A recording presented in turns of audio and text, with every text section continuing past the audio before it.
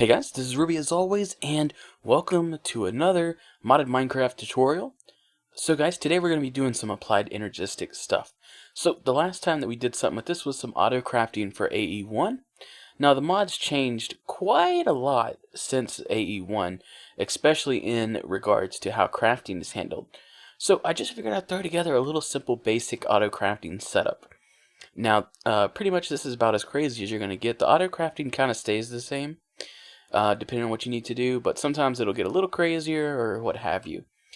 So I wanted to go over how to set everything up. So here I have three basic ME networks. This first one here is super basic. So I have a energy cell, energy acceptor to an ME drive. Now you don't need a controller for any of these setups, but you will need one eventually. So you can at least get a starter network up and then do some growth accelerators to make the pure flukes crystals a lot easier to get. So basically, what you're going to need for crafting is you're going to need your interface terminal.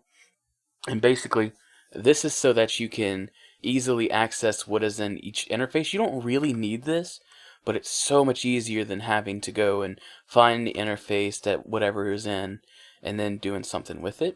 And then here we have the pattern terminal. And this is how you make the patterns for the crafting. So just to go over the network real quick, we got the drives. We've got these crafting storage, and we've got the crafting co-processing unit.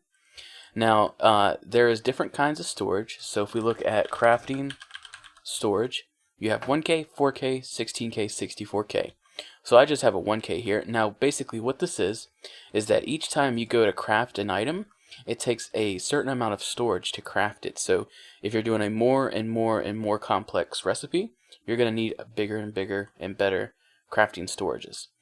So to make your first pattern, you're going to have to make sure your mode's set right. So over here you can toggle whether it's a crafting or a processing pattern. We'll start with a crafting one for now. We'll just grab some of these planks out of here in the network and put them in here. And since this is a crafting one, it's automatically going to recognize that 2 oak planks is equal to a stick. And we're going to put some blank patterns up here. And then all you have to do is press this little arrow and it's going to encode that pattern onto there. And if you press shift, you can see what that pattern's for. Pretty cool. So the next thing you're going to want to do is you're going to want to put this in your interface. So we can do it here, down here in the patterns area, or you could do it here and put them wherever you want. And it will tell you what it's going into, so you can see that the interface that we're putting it into is for the molecular assembler and not for like a pulverizer or something like that. So now it's really simple. We can go ahead and we can tell it, let's give me 10 sticks. Pretty cool, huh? So if we tell it to make some more, here's where this storage comes into handy.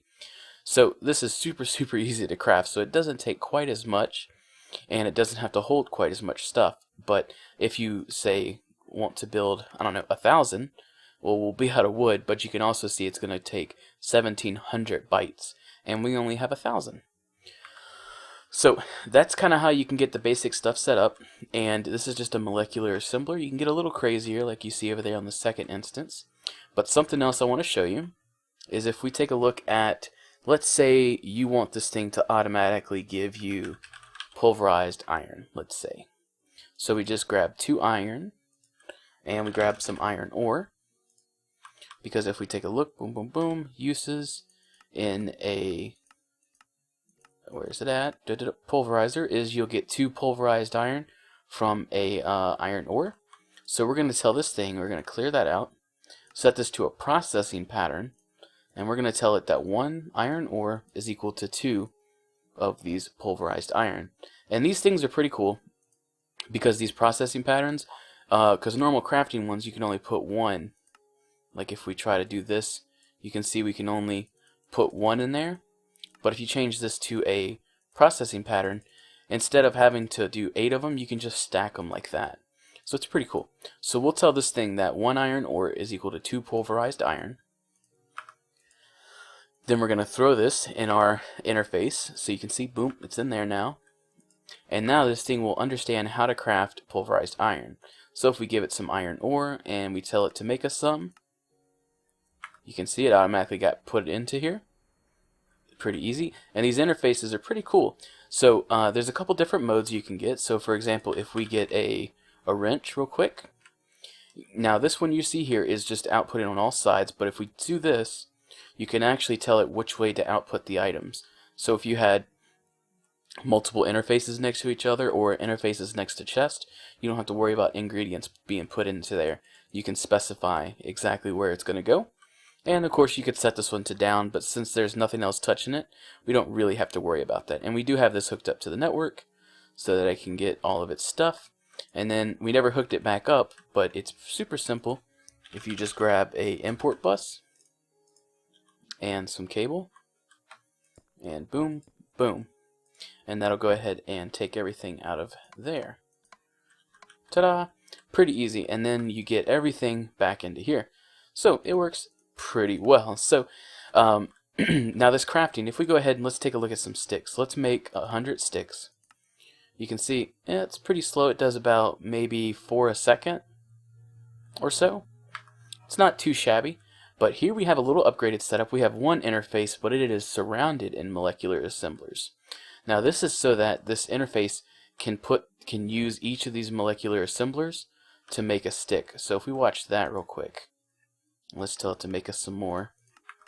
You can actually see the item appear up there. So that's pretty cool.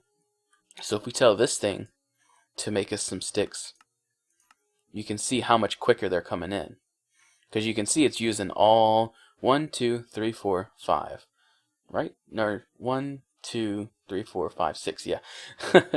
So, pretty cool. And you can see it's using every single one. So it's a whole lot quicker. Which, this is the way that I do everything. I've heard some people say that they'll surround these in interfaces. But, I don't know. I didn't see those working too well for me. So here's a little more advanced setup. And this is kind of, you don't have to do it this way. This is just one way that you can make it a little easier. So here we have an interface going into a chest, and we're telling this thing to make us redstone energy flux ducts. So that's a little more complicated because it's going to take 2 redstone and one of these redstone energy flux ducts, these empty ones. So we have to obviously feed this into a magma crucible, then into a fluid transposer. So you could do this completely with AE, but I don't know, I always prefer this way because you kind of save an interface. You don't have to worry about running extra channels or anything like that. So if we go ahead and tell this thing to craft us, I don't know, maybe 10, you can see it's going to get all put up into here. And then I'm just using item conduits. You can use whatever you'd like for that. And it'll automatically get put down into here, and it'll start making them. And then we just got it hooked up with an import bus on the back to bring it back into the system. And there's our flux ducts. Pretty cool. So you can also just do interfaces directly onto these. Just make sure that you do your arrows. And you can just tell this thing, hey, look, this is how you make redstone, you know, that kind of stuff. But that gets a little complicated, especially when you have to mix, you know, possibly some like point-to-point tunnels and stuff like that. So that's why I do like any magma crucible stuff like that. Just makes things a lot easier when you don't have to like worry about fluids or anything like that, or when you can just put everything into one and handle it like that. So basically, this is kind of how autocrafting is set up. Now, obviously, you will need more and more complex systems like this. So, like, you would need bigger kind of crafting multi-blocks. And you can see these do require to be hooked up to the network. So you can see how it's not on. And then as soon as it will get power, it is. So, yeah. So that's just one thing. And these crafting co-processing units, you do need these. You probably don't need this many, but, you know. Whatever you see works best for you. You can see them. Yeah, it's a lot easier to see on the sides. Them turning on and off. So just make sure you got them hooked up if it's not working. It also says device online or offline up there in Wayla if you end up needing it. So hopefully this guide has helped you. I just figured I'd do a really simple beginner tutorial on how to do this autocrafting stuff. Because I get some comments asking about it, and I'm not going to make people sit through like an LP episode or something to figure out how to do it. So if you guys have any questions about this, feel free to leave it down in the comments below. I'll be happy to answer any of the questions you got. And if this video helped you out, it would be very much appreciated. And I will see you guys next time. Bye-bye.